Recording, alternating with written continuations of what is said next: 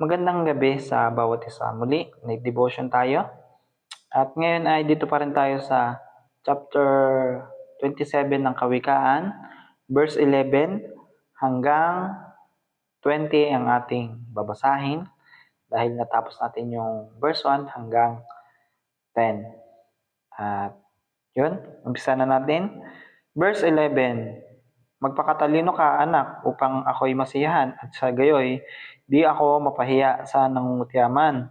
Alam ng matalino kung may panganib at siya ay nag-iingat.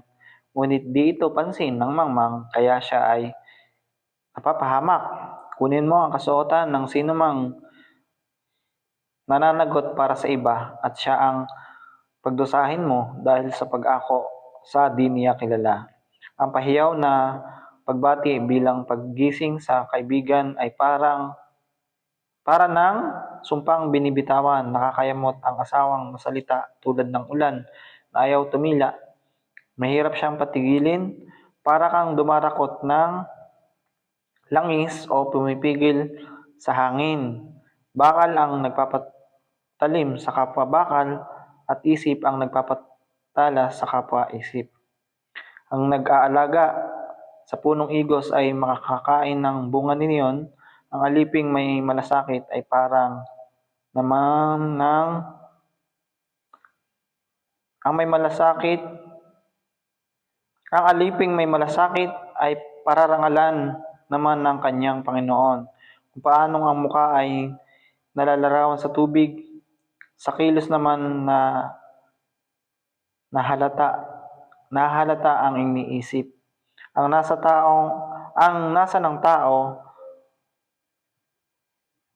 walang katapusan, tulad ng libingang laging naghihintay. Ulitin ko lang. Verse 20, ang nasa ng tao'y walang katapusan, tulad ng libingang laging naghihintay. At yun, ang aking natutunan dito ay verse 11 at itong verse 12. Unahin natin yung verse 11. Sabi dito, magpakatalino ka, anak, upang ako ay masiyahan, at sa gayoy di ako mapahiya sa nangungutyaman. At yun, sabi ko nga noon ay tayo ay maging matalino. At isang bagay pala sa mga magulang na ikinakatuwa nila kung ang mga anak nila ay matalino. At kung tayo magpapakatalino palalo.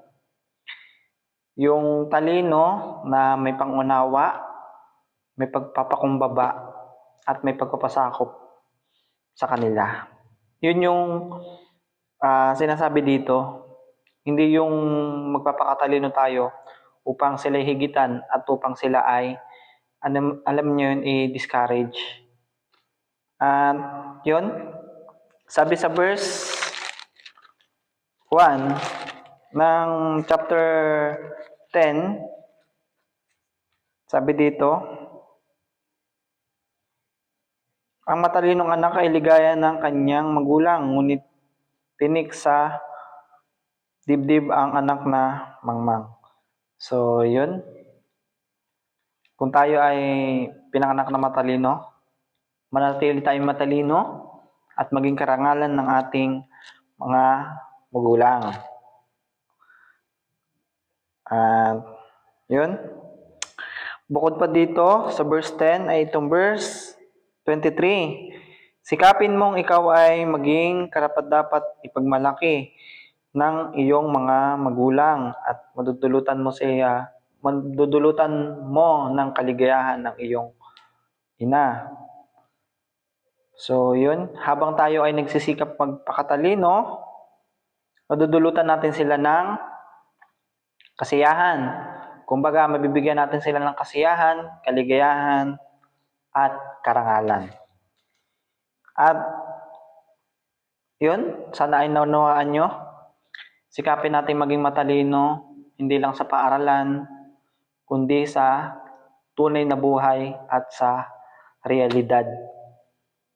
Tamang pagpili, sa tamang mapapangasawa, ang siyang magpapatunay na ikaw ay matalino, at yung isa pa ay yung tamang mga tao na nasa paligid mo, yung nagbibigay sa iyo ng magandang impluwensya patungkol sa buhay, yung lagi kang isinasama sa church. Yun, isa din yun sa pagiging matalino sa pagpili ng iyong mga kaibigan. Sabi nga ng aming pastor, turo sa amin, piliing mabuti ang kaibigan, kaibigang mabuti ang piliin. Ngayon, kung ikaw ay matalino, marunong ka dapat pumili ng iyong kakaibiganin. Ulitin ko lang, sinabi ng aming pastor, turo ng aming pastor ay, piliing mabuti ang kaibigan, kaibigang mabuti ang piliin. At itong verse 12 naman, sabi dito, alam ng matalino kung may panganib sa kanya at nag-iingat. Ngunit dito pansin ng mangmang kaya siya ay napapahamak. So yun, alam ng matalino ang kanyang patutunguhan at alam niya ang panganib kaya siya ay nag-iingat. Panganib na hindi niya maabot yung magandang kinabukasan, panganib na hindi siya makapagtapos ng pag-aaral. Alam yun ng matalino at siya ay nag-iingat. Means, ibig sabihin, siya ay umiiwas sa mga masamang impluwensya ng kaibigan. At itong verse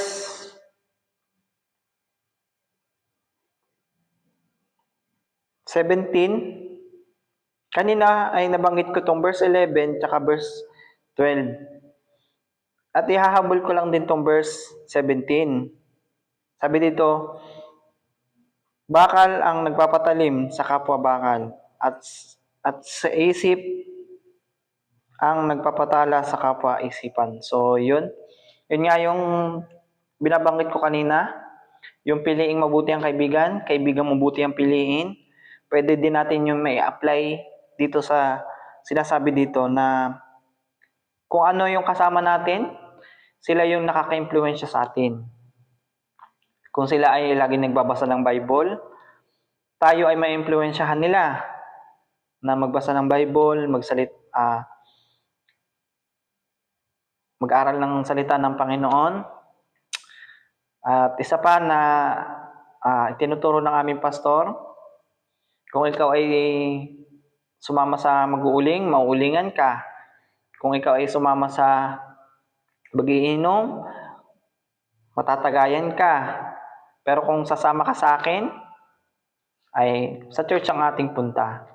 At yun, mapalad ka kung meron kang kaibigang mabuti, nagmamahal sa lahat ng oras, at tumutulong sa panahon ng pangangailangan. At yun, lagi nating tandaan, piliin natin mabuti ang ating kaibigan, kaibigan mabuti ang ating piliin. At yun, lagi tayong dumako or pumunta sa church na ating kinabibilangan. At yun, isang bagay na mahalaga sa ating mga kabataan. At yun, sana ay naunawaan niyo yung aking mga sinabi. Hanggang dito na lamang. See you tonight. Devotion. Bye-bye. God bless.